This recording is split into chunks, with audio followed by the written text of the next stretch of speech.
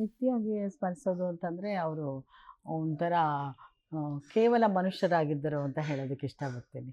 ಯಾಕೆಂದರೆ ಯಾರಾದರೂ ಏನಾದರೂ ಇದು ಮಾಡಿಬಿಟ್ರೆ, ಓ ಅವ್ರು ಏನಪ್ಪ ದೇವ್ರಂತ ಅವರು, ಇಲ್ಲ ಅಂದರೆ ರಾಕ್ಷಸ ಅಂತವರು ಅಂತ ಹೇಳೋದು ನಾವು ಸಹಜ ಅಲ್ವಾ, ಒಬ್ಬರನ್ನ ಹೋಲಿಕೆ. ಇವರು ಇವರು ಹಾಗಿರಲಿಲ್ಲ.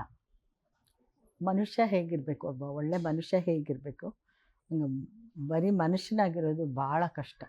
ನಮ್ಮಲ್ಲಿ ಬೇರೆ ಬೇರೆ ಪ್ರವೃತ್ತಿಗಳೆಲ್ಲ ಇರುತ್ತೆ ಮನುಷ್ಯನಲ್ಲಿ ಅಲ್ವಾ, ಈರ್ಷೆ, ದ್ವೇಷ, ಮತ್ತೊಂದು ಎಲ್ಲ ಇರುತ್ತೆ. ಆದರೆ ಇವರು ಹಾಗೇನಿಲ್ಲ. ಆ್ಯಸ್ ಅ ವ್ಯಕ್ತಿಯಾಗಿ ಪರ್ಫೆಕ್ಟ್ ಜೆಂಟಲ್ಮ್ಯಾನ್ ಅಂತ ಹೇಳ್ಬೋದು ಲೋಕೇಶ್ ಅವ್ರನ್ನ.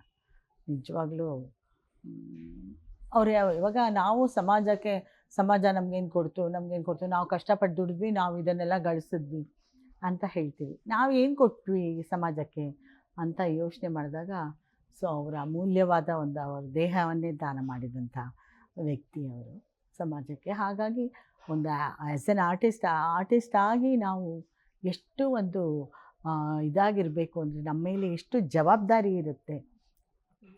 ಆರ್ಟಿಸ್ಟ್ ಅಂತಂದರೆ ಒಂಥರ ಕೇವಲವಾಗಿ ಮಾತಾಡೋದಲ್ಲ, ಅವ್ರ ಬಗ್ಗೆ, ಬೇರೆಯವರು ನಮ್ಮ ಬಗ್ಗೆ ಮಾತಾಡೋ ಹಾಗೆ ಮಾಡ್ಕೋಬಾರ್ದು. ನಮ್ಮ ಮೇಲೂ ಅಂಥ ಜವಾಬ್ದಾರಿ ಇರುತ್ತೆ ಅಂತ ಬದುಕಿ ತೋರಿಸ್ತವ್ರು ಅವರು.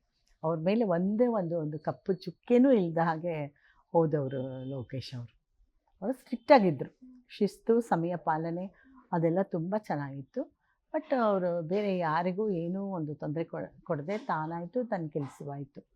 ಬೇರೆಯವರು ಅದೇ ಅವ್ನಿಗೆ ಅಹಂಕಾರ ಅಪ್ಪ, ಅವನು ಅದಪ್ಪ, ಅವನು ಸ್ತ್ರೀಲೋಲ ಅಪ್ಪ, ಆ ಥರ ಈ ಥರ ಅಂತ ಎಲ್ಲ ಮಾತಾಡ್ತಾರೆ ಅಲ್ವಾ. ಸಾಮಾನ್ಯವಾಗಿ ಸಿನಿಮಾಗೆ ಬಂದವ್ರಿಗೆ ಆ ಥರ ಮಾಡ್ತಾರೆ. ಸೊ ಅದ್ಯಾವುದೂ ಆ ಥರ ಹೆಸರನ್ನು ತಗೊಳ್ಳದೆ ಅವರು ಒಂದು ಉತ್ತಮ ಪುರುಷ ಅಂತ ಹೇಳ್ಬೋದು. ಹಾಗೆ ಬದುಕಿ ಹೋದವರು.